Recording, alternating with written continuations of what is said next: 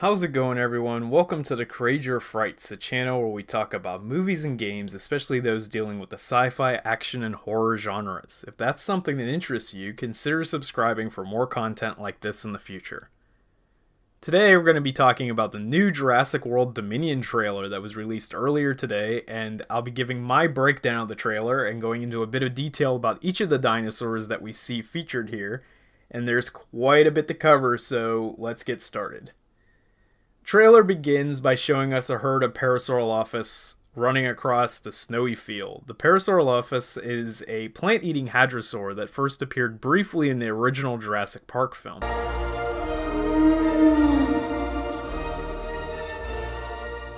They're moving in herds. They do move in herds. And had a much more prominent role in the sequel, The Lost World. The one with the big red horn, the pompadour, Albert. You can kind of think of them as something like the deer or cattle of the Cretaceous period, where they grazed on the fields of present-day Alberta, Canada, and western United States around 75 million years ago. They were capable of reaching lengths of up to 35 feet and weighed about 3.5 tons. Their most defining feature obviously being the large cranial crest that formed out the back of their skull. In the trailer, we see that Owen, once again played by Chris Pratt, reprising his role from the previous two Jurassic World films, and others are chasing the herd on horseback, attempting to lasso them like cattle. The idea here seems to be that Owen leads a group whose goal is to protect the dinosaurs from poachers and other nefarious groups. People who saw the previous film, Fallen Kingdom, will remember that movie ended with a number of dinosaurs getting loose in mainland North America. While several years have passed, it's pretty obvious something else is going on, as there are a lot more dinosaurs in this trailer than were in the final scenes of that film. I'm not sure if this was the intention of the filmmakers, but to me, the sequence of Owen and the others chasing Parasaurolophus like cowboys herding cattle instantly reminded me of the 1969 Ray Harryhausen classic, The Valley of Gwangi, an entertaining film about cowboys versus dinosaurs that I might also review on the channel someday. A sequence from that film was actually replicated in the original Jurassic Park, so Spielberg at the very least was likely a fan of Gwangi.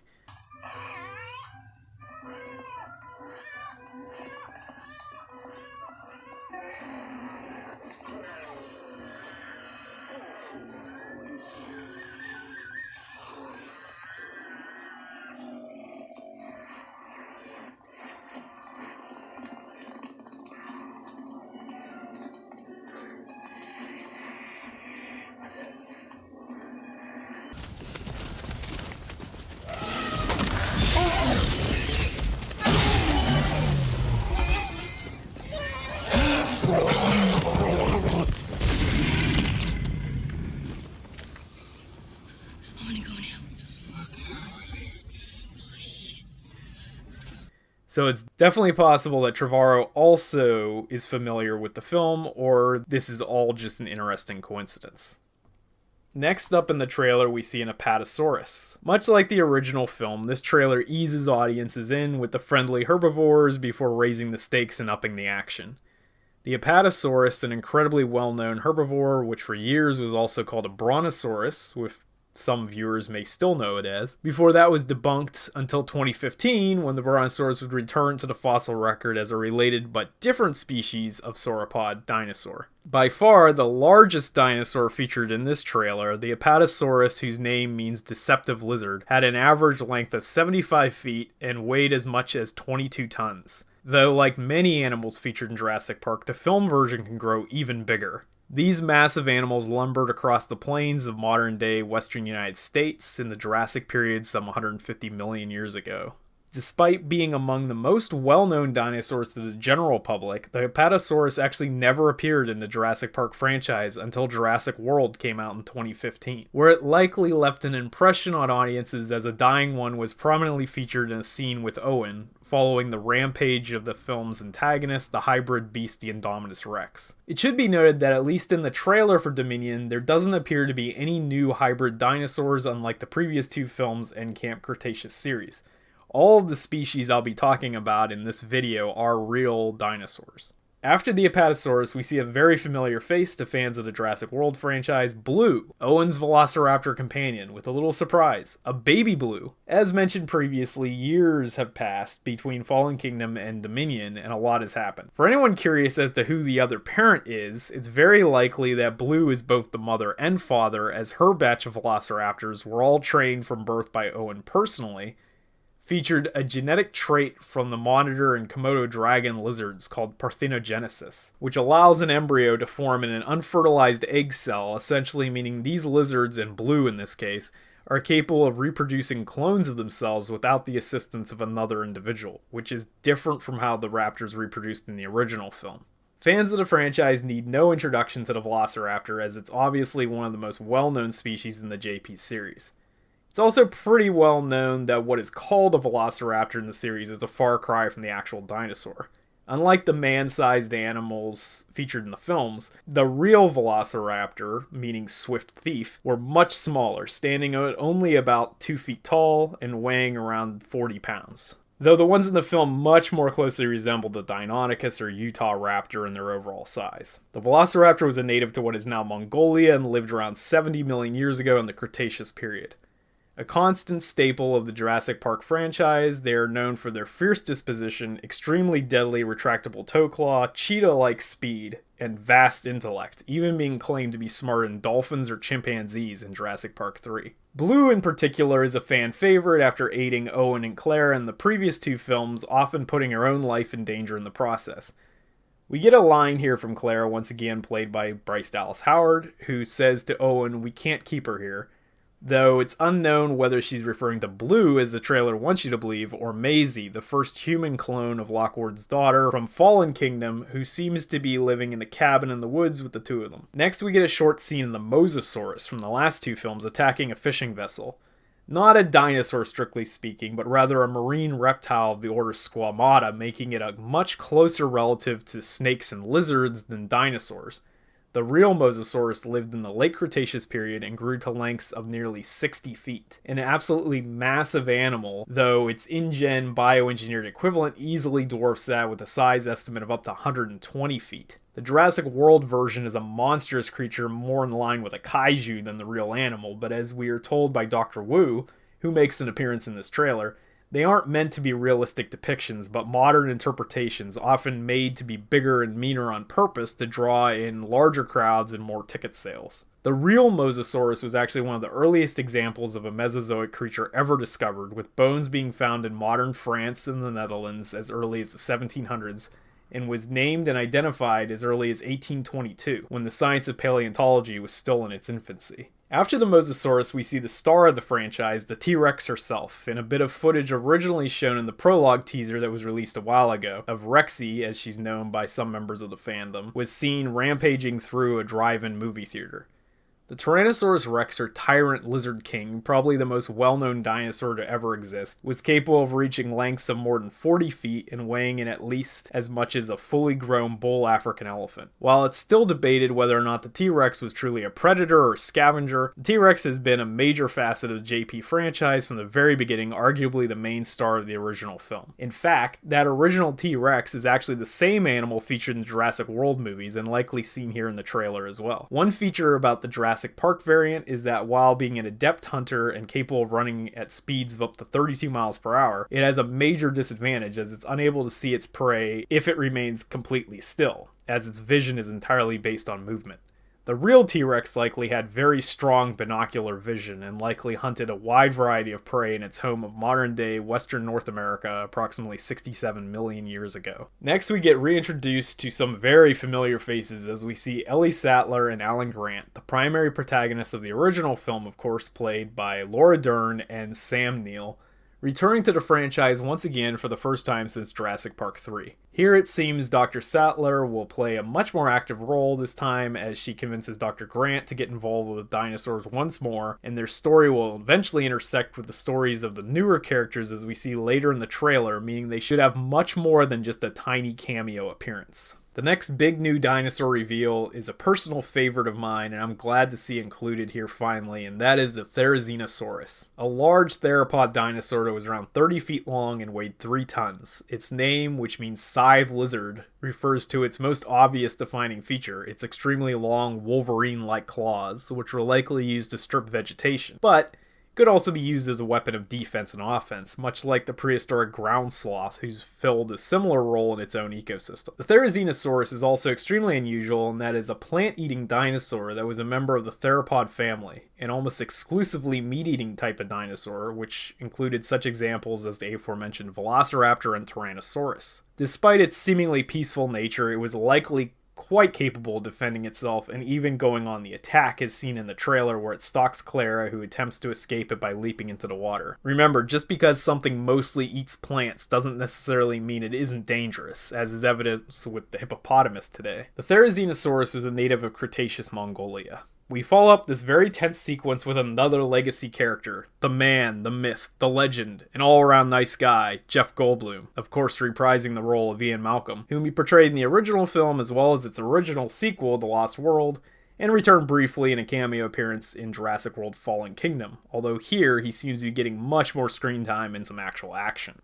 We also get a glimpse of yet another original movie character, B.D. Wong's Dr. Henry Wu, the lead geneticist behind Jurassic Park and later Jurassic World, who first appeared in the 1993 original film, and then later reprised the role, albeit with a much more sinister slant, in the previous 2 Jurassic World films, where he seems to have become much more of a scientist for hire, so it will be interesting to see what role his character will play in this film's plot.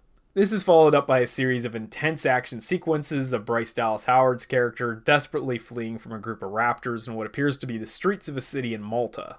Later in the trailer, we also get a chase sequence in the same city involving Owen on a motorcycle, also being chased by the same dinosaurs. Now, these raptors are very different from the velociraptors we're used to, and appear to be a species called Atrociraptor, which was discovered in Alberta, Canada in 1995 and named in 2004. The defining trait of this species is the shorter snout, which is theorized to give the animal a stronger bite force, similar to a pit bull terrier. While the real animal was around the same size as the actual velociraptor, the movie version seems to be about the same size as its much more well-known cousins. Much like Owen's pack in Jurassic World, these Atrociraptors also appear to be trained, probably by a rival corporation such as Biosyn, which we know will have a presence in the film with the inclusion of Lewis Dodson from the original movie, now played by a different actor. You shouldn't use my name. Dodson! Dodson! We've got Dodson here! See, nobody cares. Also, like Owen's raptors, these are given the code names Red, Tiger, Ghost, and Panthera, and will likely be adversaries of Blue in the film. Between the Atrociraptor scenes in Malta, we also see another species of raptor make an appearance in the winter portion of the film. This one is called the Pyroraptor, whose name means fire thief, and lived in what is now southern France, northern Spain, and the Basque Country some 70 million years ago. Like the Atrociraptor and Velociraptor, the Pyroraptor was also a very small, agile dinosaur famed for its toe claw, a trait shared in all dromaeosaurids, and like the previous 2, seems to have been greatly enhanced by modern genetics, as it's definitely bigger in the movie. However, unlike the other 2, this one is covered in feathers, a trait that would almost certainly have been shared by the real-life counterparts of all 3 species, but is absent from both Velociraptors and Atrociraptors in the films. So this entry definitely seems to be straddling the line between real-life science and bioengineered theme park monsters of the films. We get a sequence of 2 young children running from a swarm of some as-yet unidentified creature, though the Dimorphodon hunted in massive flocks in the first Jurassic World. I don't think this is them, or any pterosaur species, as it definitely looks more insect-like, similar to a swarm of locusts. So I could be way off base here, but I'm wondering if this isn't something like Meganeura, or another species of giant prehistoric insect. That's totally speculation on my part, and may turn out to be something completely different, but it's very hard to tell what it could be from this shot. We get more of the Malta street chase involving Owen with the Atrociraptors as he turns the corner to see what appears to be an Allosaurus and a Carnotaurus, or perhaps 2 Allosaurs. The Allosaurus is a well-known dinosaur that actually lived during the Jurassic period, a rarity for the series, as despite the title of the franchise, you might have noticed that the vast majority of attractions at Jurassic Park are actually from the Cretaceous period. It lived in Portugal and North America roughly 150 million years ago and was the apex predator of its time, reaching lengths of over 30 feet and weighing in at about 2 tons. The Allosaurus likely hunted its fellow attractions, the Apatosaurus and Stegosaurus, among others. As for the Carnotaurus, assuming that's what the second dinosaur is, it was a carnivorous abelosaurid native to Argentina that lived around 70 million years ago. It was capable of growing to sizes of up to 30 feet and weighing around 1.5 tons. Its name means meat-eating bull, referencing the large crests on the top of its skull that resemble the horns of a bull. It is perhaps best known for its appearance as the antagonist in the Disney film Dinosaur, and was first featured in the Jurassic Park film franchise alongside the Allosaurus in Jurassic World Fallen Kingdom. Despite being a major part of the Lost World novel written in 1995 by Michael Crichton, where it exhibited the ability to camouflage itself much like a chameleon, an ability which its movie counterpart doesn't seem to have, but instead was given to the hybrid creature Indominus Rex in the first Jurassic World film. The next big sequence we get is on a plane where Owen, Claire, and a new character named Kayla, played by DeWanda Wise, is suddenly attacked by an enormous pterosaur, which I think is Quetzalcoatlus. Named after an Aztec god, the Quetzalcoatlus was a huge flying reptile with a wingspan of over 35 feet, but was once estimated to be even larger, which might influence its design in the film. It flew across the skies of North America some 70 million years ago, probably feeding on fish, arthropods, and dead animals. But the occasional human is probably also on the menu in this case. Like the Mosasaurus, Quetzalcoatlus is also not technically a dinosaur, but rather a species of flying reptile belonging to the pterosaur order.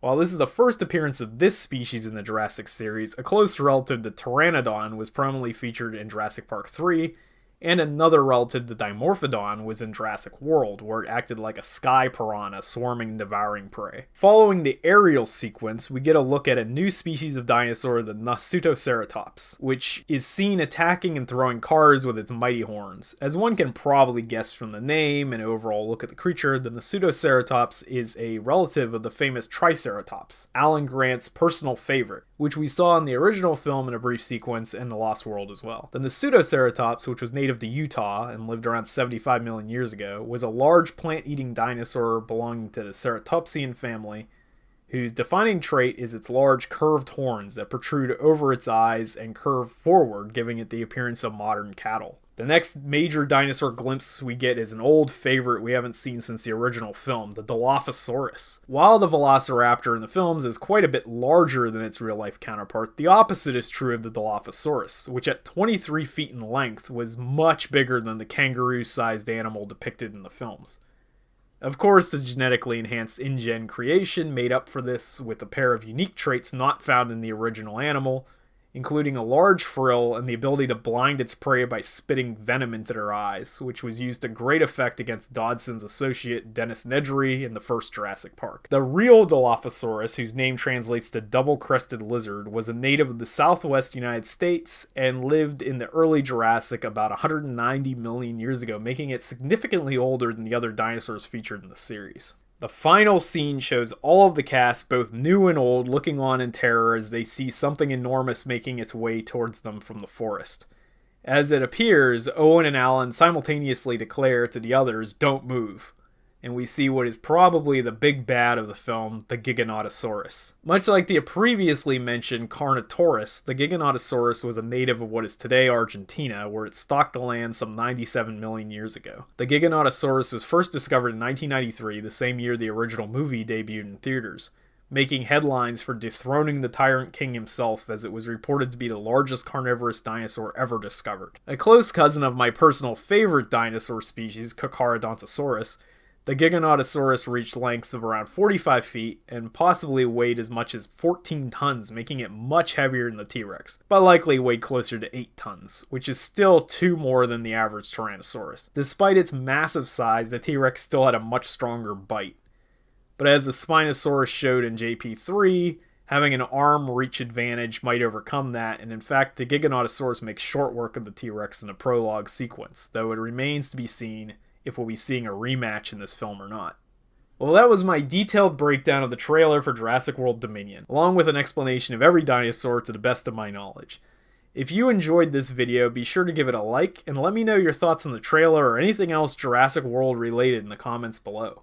Hope you have a fantastic and wonderful day, and as always, thanks for watching.